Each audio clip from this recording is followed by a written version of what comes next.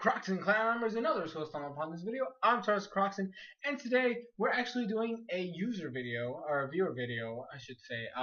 Ash Ketchum wrote to me, and I wanted to know if I could do a video of my top 10 favorite Pokemon that he's caught. So we're gonna do that. Now, as always, this is my personal top 10, so obviously yours is going to be different, so feel free to leave yours in the comments down below. Now, before we get started with the actual top 10, here's a couple honorable mentions of Pokemon that just barely missed out on joining the team. While we're at it, here's some dishonorable mentions.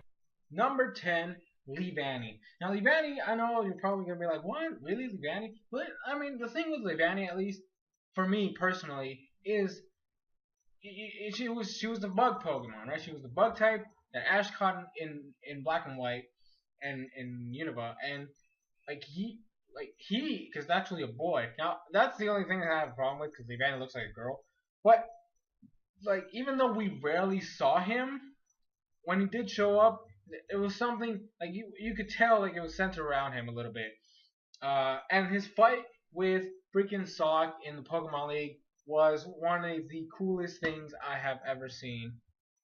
Ever. Like, it was, I don't know, I just felt like it was close enough to where, it kind of reminded me of, like, Chimchar when it went Blaze, except this time, like, it didn't work out too well because Leavanny did lose that match. But personally, I don't know, he seems kind of cool. And, you know, the whole episode with Axew and Scraggy, it's just a nice thing to see. I don't know, that's just my opinion, though. So there you go. Number 10, Leavanny. Number 9, Totodile. Totodile was the epiphany of Gen 2. It was the funniest Pokemon. I actually still think he's Ash's funniest Pokemon, because he's all about having fun. Like, yeah, when it came to battle time, yeah, he was a little serious and stuff, but he was always joking around. Like, it was always having, like, even when he was in battle mode, he was still having fun. You would still see him do his little dances when he was, like, after an attack or after he succeeded. He, like, got all happy and excited.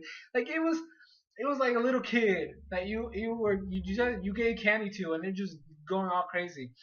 He was just a fun, and he was a comic relief, and it was great. And Totodile was just amazing in every way, shape, or form. I don't know. I always liked him. He truly was a sight for sore eyes. That sounded kind of weird. I'm keeping it in.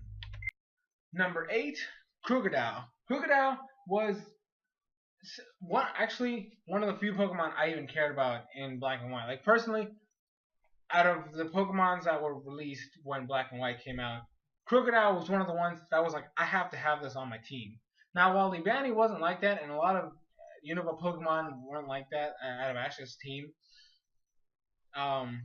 like, Krookodile was like, when I saw the Sandile, I was like, Ash better catch that thing. And then he ended up catching it when it evolved into a Crocorock, and then he got a Krookodile towards the end, and I was like, yes, freaking, and the whole sunglasses thing as a throwback to Squirtle back in Gen 1 was one of the coolest things ever. Not only that, this thing could handle business, okay? This Pokemon, I don't even know how this thing was not Ash's top tier.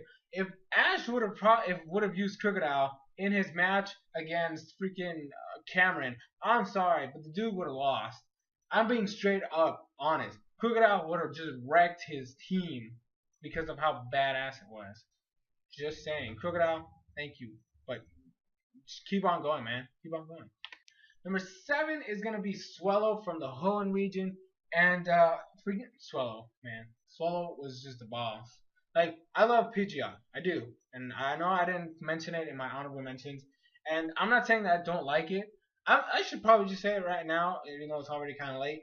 Pokemon who are not mentioned in this video, it's not that I don't like them. It's just that they weren't, you know, and good enough to be that high. But anyway, we're talking about Swellow. Swellow's determination is the main reason why he's on these lists. Swellow in the Hoenn region was just a Pokemon that Ash could count on to just keep on trucking. When he was in the Hoenn League, who took out most of, what was his face? Tyson's Pokemon. It was Swellow. Swellow kept hammering down at I believe he took down 3 of his Pokemon just by himself, by himself. Now, well, the whole thing with Latios in Sinnoh was total crap because I'm pretty sure Swallow would have still handled some business. Probably would have taken Latios a little bit down before Pikachu came in. They totally screwed him over. I'm just flat out saying that Swallow could have taken in a bunch of those hits from that Latios. They screwed him up, man. They screwed him. They screwed him. Just saying. Just saying. Number 6, the big boy Snorlax. Oh my gosh. Now, I know you're like, what? Snorlax? He's a powerhouse. This man comes in clutch. This thing, oh, he took on fighting types by himself and just obliterated them. Like, he took on a Hariyama and a Medicham and just knocked them both out. Oh my gosh, that freaking Snorlax. Actually, I remember I usually try to model my Snorlax after Ash, except I don't do the whole Hyper Beam thing. But I remember like I used to have one that had like Ice Punch, Earthquake, which I know it's not his moveset, but I always kept ice. I always had Ice Punch on my Snorlax because Ash's Snorlax has Ice Punch. And I'm like that. Not only is it good coverage, it's a freaking sweet attack, and he just bam! Oh my gosh, I still don't understand how that man got that attack, but Snorlax was just a beast. It just took hits and just destroyed souls, and he was always stuffing his face because he was a hungry bastard. But he still, when he was needed, I still remember the Snorlax versus Feraligatr sumo contest, and Snorlax just won because he was hungry. So you just give him the right motivation, and he's gonna win. He's gonna win. I'm telling you guys, he's gonna win. Now we're getting to the nitty gritty of the group. I gotta tell you guys, this was a hard decision to do. Like this whole top 5 part was so hard to do, but I was able to chuck through and I have it. So number 5 is Staraptor, who, oh my gosh, is Ash's best bird of the region Pokemon to this day. Like I'm hoping that Talonflame can set up the new standard because Staraptor was just on this so high of a plane, and that was not intentional. I'm sorry, I just realized that. Pidgeot was cool just for the sake of being like just because he was Pidgeot. I mean, well, we only knew him as a Pidgeotto because when he evolved, he left. So I mean, he was just cool. Swallow was a badass. Noctowl, he's like in the back. And Pheasant, as you guys saw, was in dishonorables, and like I mean, we're still working with Fletchinder technically.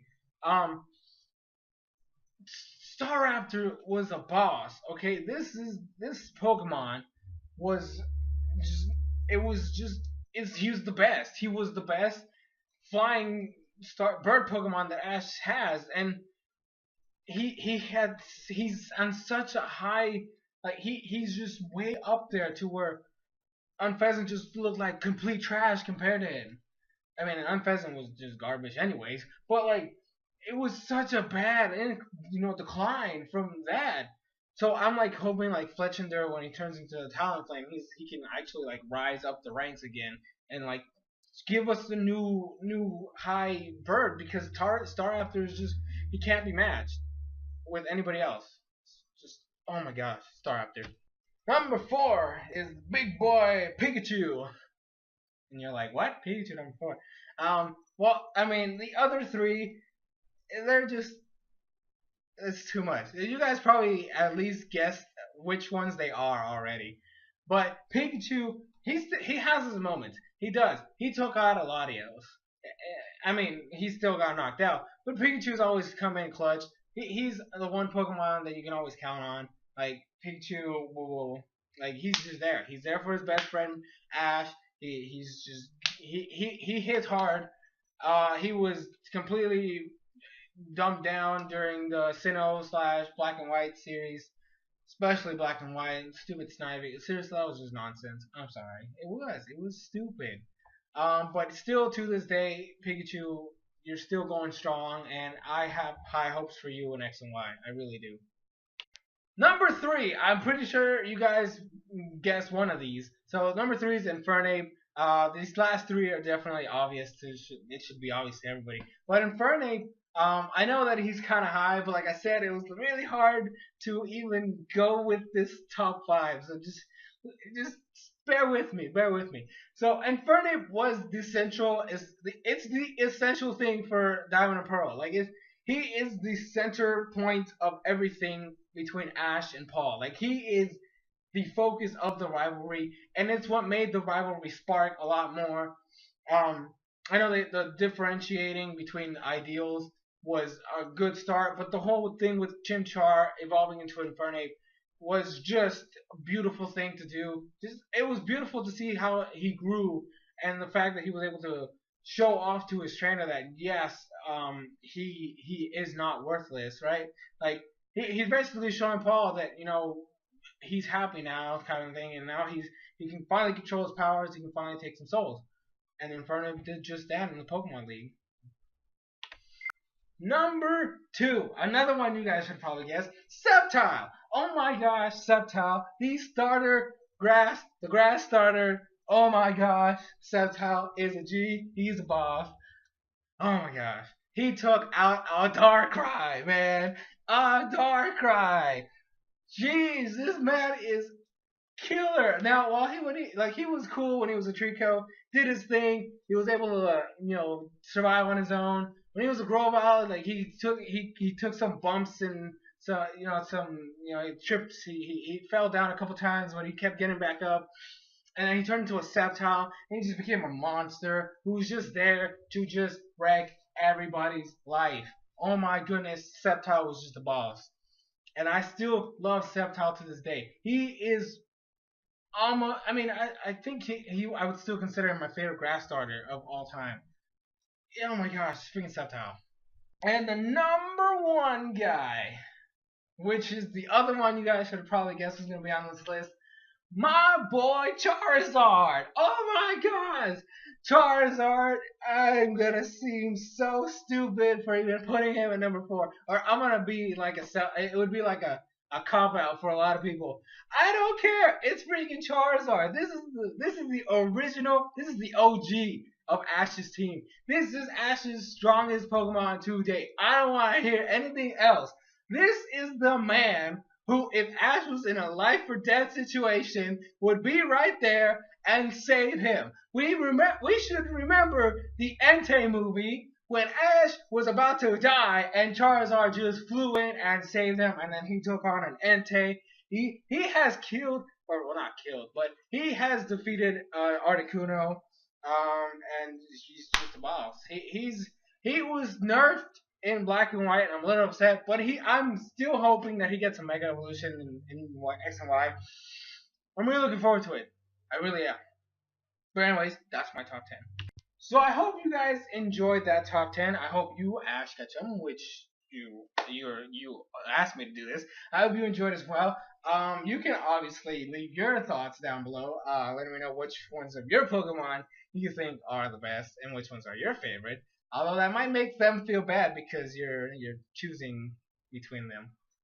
But anyways, so that's gonna be it for this top 10. Thank you guys so much for watching. Like I said before, don't hesitate to leave your comments down below. Which ones your favorite are of all the Pokemon that Ash has caught. Now I didn't count any of the X and Y Pokemon because we're still in the beginning stage, so we still don't have like a lot of information. Like we still need to see them grow. So maybe in the future I'll do another top 10 when he's caught more Pokemon and they've more grown up a little bit. But anyways, guys, this has been SoresanCrockxen. Thank you guys so much for watching, and I'll see you guys in future videos.